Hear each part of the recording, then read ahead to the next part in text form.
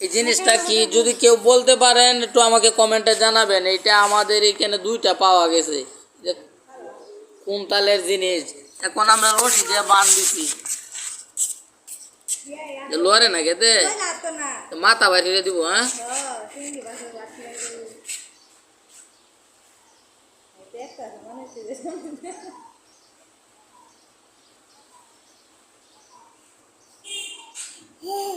জিল্লি মারে দুই রাবা চান্দু মারে কি লম্বা মাথা দেওয়া লাগো নই রাবা।